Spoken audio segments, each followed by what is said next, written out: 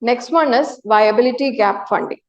Why is it news? Union Minister for Power and New Renewable Energy has approved the scheme for viability gap funding for development of battery energy storage systems with capacity of 4,000 megawatt hours.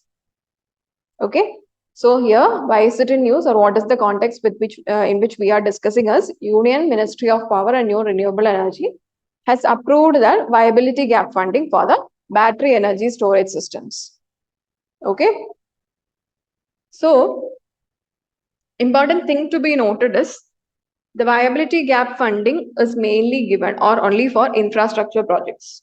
Okay, we'll be discussing this. So, viability gap funding came in the year of 2005 as a central sector scheme. Okay, it was approved by Cabinet Committee of Economic Affairs in 2005, approved its financial support to PPPs in infrastructure, public-private partnership projects in infrastructure as a central sector scheme. Okay, the administration or the implementation is done by Department of Economic Affairs and Ministry of Finance. Okay, important thing is it is for infrastructure projects, PPPs in infrastructure projects. Okay, now it's a central sector scheme. It came in the year of 2005.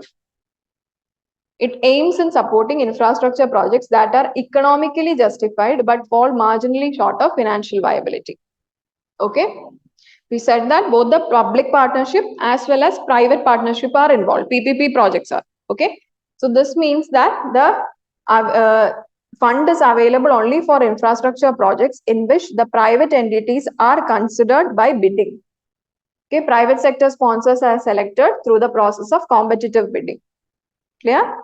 So viability gap funding means those who are economically just, but they do not have they fall in that economy or fund. Okay, there is a shortfall in fund, they are usually selected. In PPP models of infrastructure projects are considered for viability gap funding. Ministry of Finance in that Department of Economic Affairs deals with the viability gap funding. Okay. Now, other important clause is that of the total project, only 20% should not exceed the 20%. Under the scheme should not exceed 20% of the total project cost. Okay. But government can increase the aid, grants in aid. Okay. Government may decide to provide additional grant up to a limit of further 20%. Actually, according to the scheme, there is only a 20% maximum amount which can be given to the project is as viability gap funding is 20%. But government can give additional aid of 20% considering the projects. Clear? Now, what are the eligibility criteria? We said that it's a PPP model, right? PPP model means there is a private party and a public party. The public parties are usually union ministries, state government, or statutory authorities like municipal authorities and council which own the underlying assets. Okay. So that is the first criteria. It's a PPP model of either union ministry or state government or statutory authorities like municipal authorities, etc. Okay. Second thing is it should provide a service against a user charge. For example, bridge. Okay.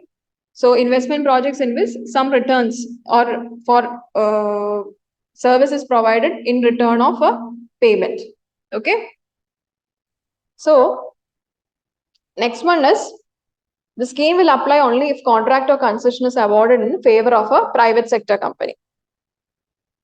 PPP, public and also private sector. If private sector companies are involved, then only the fund can be get. Okay. Next one is prior invitation and bids are considered to have the private entity, select the private entities. Final VGF is determined through the bidding. How much viability gap funding is given is also determined through the bidding. These are some of the criteria.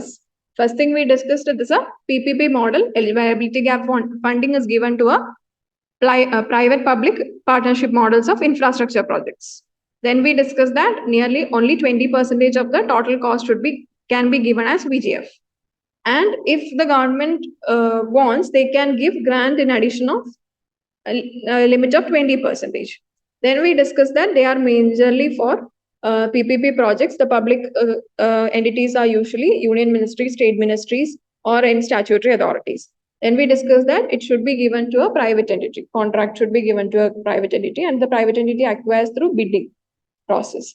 Then we discussed that there should be a service provided in addition in respect to or in against the services or user charges. So the permissible sectors are, as we said, public infrastructure like road, airport, public amenities such as power, water supply, waste management infrastructure in special economic zones and national investment and manufacturing zones, and also education, health, skill development.